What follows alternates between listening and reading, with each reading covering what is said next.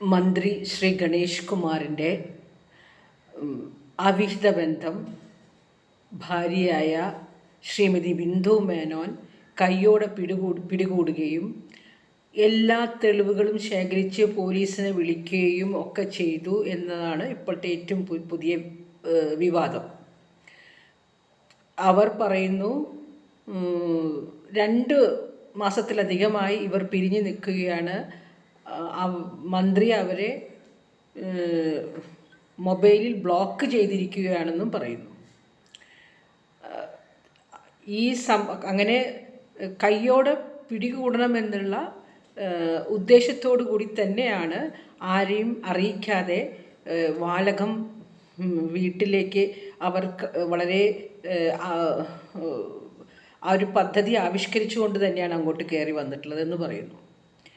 എന്നിട്ട് ഇതെല്ലാം ചെയ്ത് അവർ പോലീസ് മുൻ DGP ആയ ശ്രീലതയെ വിളിക്കുകയും ശ്രീലതയുടെ നിർദ്ദേശപ്രകാരം പോലീസിനെ വിളിക്കുകയും ഒക്കെ ചെയ്തു.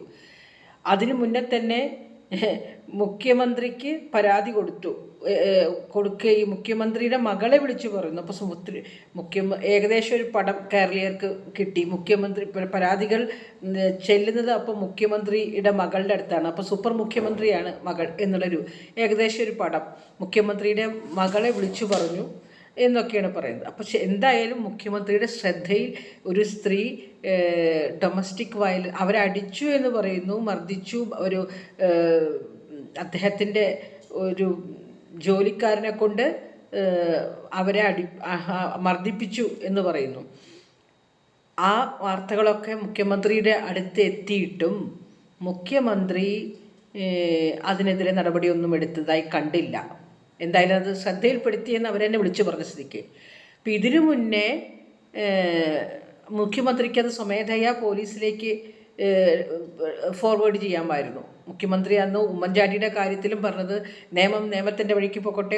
ഒരു സ്ത്രീ ഒരു നിരാലംബയായ സ്ത്രീ ഒരു പരാതി കൊടുത്തിട്ടുണ്ടെങ്കിൽ അദ്ദേഹത്തിൻ്റെ അടുത്തൊരു യാമിനി തങ്കച്ചിയുടെ ഒരു സംഭവത്തിൽ ഇദ്ദേഹത്തിൻ്റെ തന്നെ മുൻ ഭാര്യയുടെ സംഭവത്തിൽ മുഖ്യമന്ത്രിക്ക് ഉമ്മൻചാണ്ടിക്ക് പരാതി കിട്ടിയെങ്കിൽ അദ്ദേഹം ഒരു നല്ല മുഖ്യമന്ത്രിയാണെങ്കിൽ അല്ലെങ്കിൽ ഒരു ലോ അബൈഡിങ് സിറ്റിസൺ ആണെങ്കിൽ അദ്ദേഹം അത് പോലീസിന് നേരിട്ട് കൊടുക്കുകയല്ലേ വേണ്ടിയിരുന്നത്. എന്തുകൊണ്ടത് ചെയ്തില്ല എന്ന ചോദ്യം ഇവിടെ ശ്രീ പിണറായി വിജയനും ബാധകമാണ്. പക്ഷെ അദ്ദേഹം അത് ചെയ്തില്ല.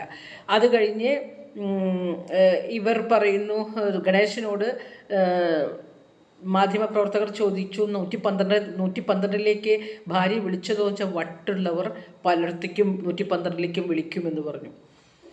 അത് മുൾമുനയിൽ നിർത്തി ഇപ്പരാജി വേറെ വല്ലവരുടെയൊക്കെ വിഷയമാണ്. ഇപ്പോൾ ഒരു ചോദ്യമോ ഉത്തരവോ ഒന്നുമില്ല.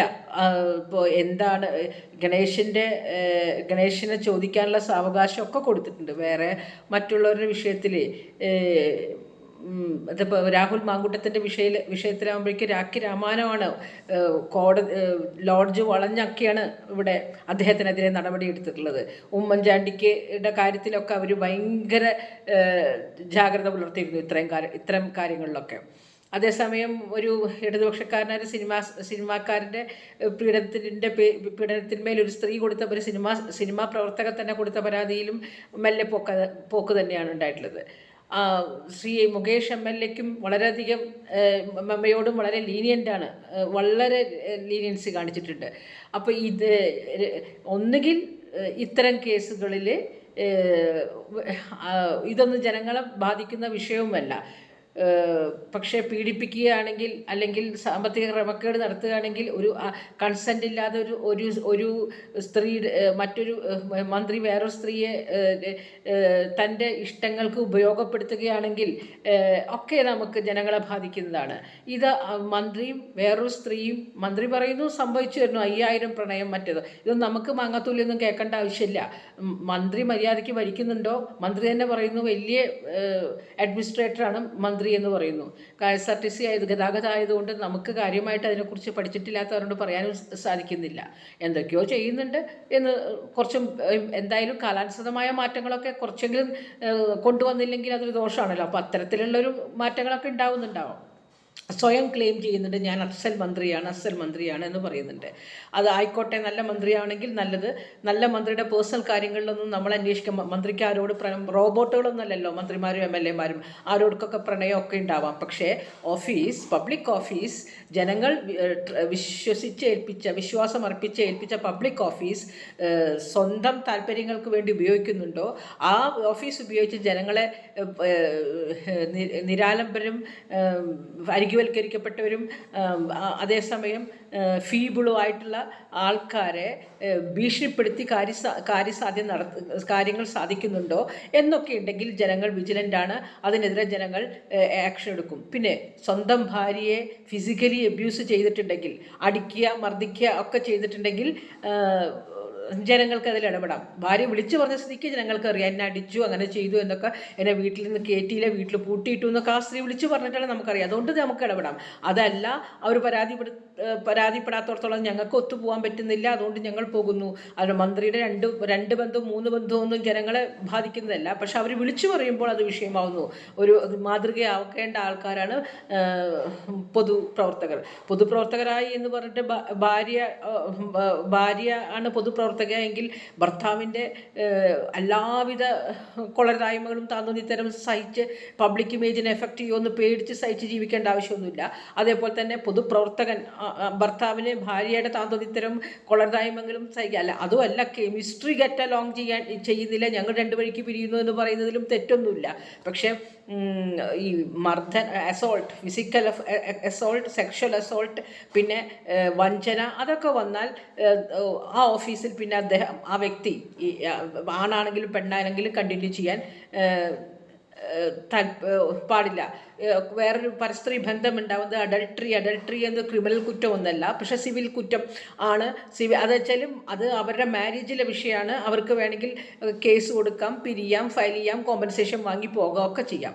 പക്ഷെ ഇതല്ലാത്ത സംഗതികൾ, ഈ ബ്ലോക്ക് ചെയ്ത ഭർത്താവിനെ വരുതിക്ക് നിർത്താൻ വേണ്ടി അത് പുറത്തേക്ക് വിടുക, എന്നിട്ട് കോംപ്രമൈസ് ആവുക എന്നൊക്കെ പറഞ്ഞാൽ അത് കേൾക്കാതിരിക്കുന്ന ആൾക്കാരല്ലല്ലോ ജനങ്ങൾ. ഇവരുടെ ഈ കിടപ്പുമുറിയിലെ കാര്യങ്ങളും ഒക്കെ കേൾക്കേണ്ട ആവശ്യവും ബാധ്യത ഞങ്ങൾ തിരഞ്ഞെടുത്തു എന്ന് പറഞ്ഞ് അത്തരം കാര്യങ്ങൾ കേൾക്കേണ്ട ആവശ്യം ഞങ്ങൾക്കുണ്ടോ? ഞങ്ങൾക്ക് ഇത്രയും വിലപിടിപ്പുള്ള സമയം ഇത്രയും കാര്യങ്ങൾ ചെയ്യേണ്ടതായിട്ടുള്ള വ്യക്തികൾ ഇത്തരം നിസ്സാര കാര്യങ്ങൾ എനർജി വേസ്റ്റ് ആക്കേണ്ട ആവശ്യം നമുക്കില്ല. അവർക്ക് വേണമെങ്കിൽ പോയി നേരിട്ട് പോലീസിൽ കേസ് കൊടുത്തുകൂടായിരുന്നോ? അവരെന്നിട്ട് ഇപ്പോൾ വിളിച്ചു പറയുന്നു, അത് ഞാൻ ലീഗലായിട്ടൊന്നും പോകുന്നില്ല, എനിക്ക് എൻ്റെ ഭർത്താവ് വേണം. അപ്പോൾ അവർ ബ്ലാക്ക് മെയിലിംഗ് ചെയ്യാനാണ് അവർ. അപ്പോൾ അദ്ദേഹം പറഞ്ഞത് കറക്റ്റാണ്, ഇവർക്ക് വട്ടുണ്ട് എന്നുള്ളത്. അല്ലെങ്കിൽ സാമാന്യ ബുദ്ധിയുള്ള ആൾ ഇങ്ങനെ ബ്ലാക്ക് മെയിൽ ചെയ്ത് നിർത്തില്ലല്ലോ. അപ്പോൾ പൈസയാണ് മുഖ്യമെന്നാണ് നമുക്കെല്ലാം മനസ്സിലായിട്ടുള്ളത്. പൈസയുടെ ഇലക്ഷൻ സമയത്തായതുകൊണ്ട് ഇത്തരം സമ്മർദ്ദ തന്ത്രങ്ങൾ വില പോകും എന്നുള്ളത് ആ സ്ത്രീക്ക് നല്ലോണം അറിയാം. കാരണം അവർക്ക് ഗണേഷ് കുമാറിനെ അറിയാത്തതാണോ? യാമിനി തങ്കച്ചിയുടെ കണ്ണീര് കണ്ടിട്ട് അവിടെ അത്രയും പ്രശ്നങ്ങൾ നടന്ന് ഇമ്മീഡിയറ്റ്ലി ആഫ്റ്റർ അവരുടെ ഡിവോഴ്സ് നെക്സ്റ്റ് ഇയറിൽ തന്നെ അവർ വിതിൻ 6 months തന്നെ അവരെ ആഫ്റ്റർ 6 months അവരെ കല്യാണം കഴിച്ചു പോന്നിട്ടുണ്ട്. അപ്പോൾ ഈ കക്ഷി എങ്ങനെയാണെന്ന് അറിയാത്ത ആളൊന്നുമല്ലല്ലോ ഈ ബിന്ദു മേനൻ എന്ന് പറയുന്നത്. എന്നിട്ട് നാണമില്ലേ ഇങ്ങനെ വിളിച്ചു പറഞ്ഞ് ജനങ്ങളുടെ മുന്നിൽ വിഴുപ്പലക്കിയിട്ട് പിന്നെ എനിക്ക് പരാതിയില്ല, ഞങ്ങൾ ഒരുമിച്ച് ജീവിക്കുന്നു, ജനങ്ങൾ മുഴുവൻ വിഡ്ഢികളായി, ഇനി ഏതാണ്ട് നമ്മളാണ് ചെയ്തതെന്നുള്ള തരത്തിൽ നമ്മുടെ മുന്നിൽ കൂടെ തലയുർത്തി പിടിച്ച് നടക്കാൻ നാണോ മാനവും ഇല്ലേ? ഈ രണ്ടു കൂട്ടർക്കും ജനങ്ങൾക്ക് ഇവർക്കിട്ട് അമ്മാനമാടാനുള്ളതാണോ കേരള നിയമസഭ? ഇവർക്ക് തോന്നിയാസം കാണിക്കാനുള്ളതാണോ പൊതുജനങ്ങൾ? നിങ്ങളുടെ നീലചിത്രങ്ങളും മറ്റേ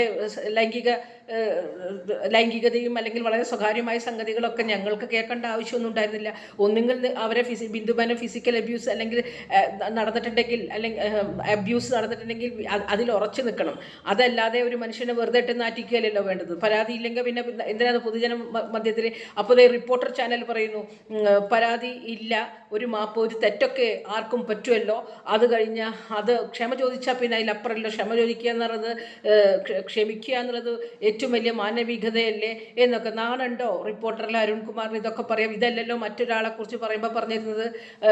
തെളിവില്ല എന്തൊക്കെ രീതിയിൽ ഒരു മനുഷ്യനെ, ആ മനുഷ്യൻ നല്ലവനാണെന്നല്ല ഞാൻ പറയുന്നത്, പക്ഷേ നമ്മൾ മുഖം നോക്കാതെ സത്യത്തിനൊപ്പം നിൽക്കണം.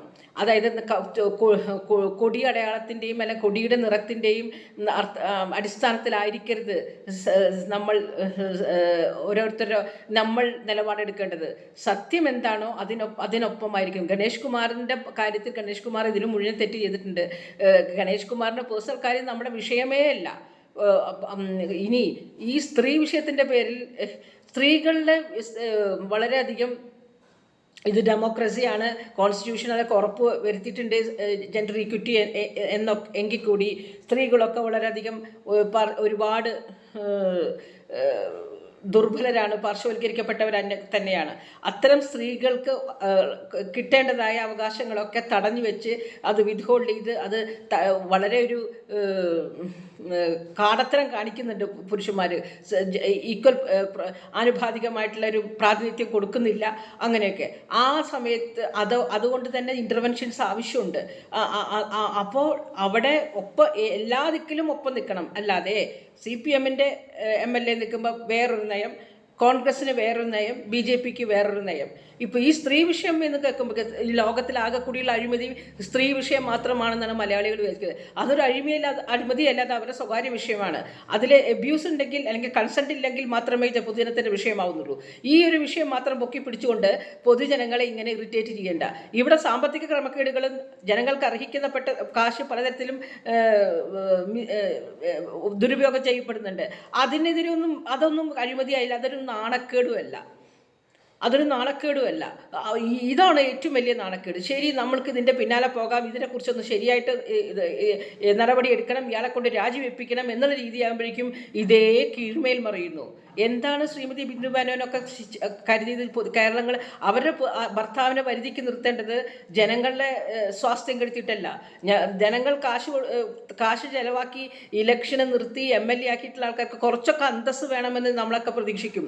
ഇവരുടെ ഈ കടപ്പുറ രംഗങ്ങൾ ജനങ്ങൾക്ക് കാണിച്ചു കൊടുക്കുകയും അത് വെച്ചിട്ട് ഭർത്താവിനെ ചൊൽപ്പടിക്ക് നിർത്തുകയും ഒന്നൊരു മാന്യതയല്ല.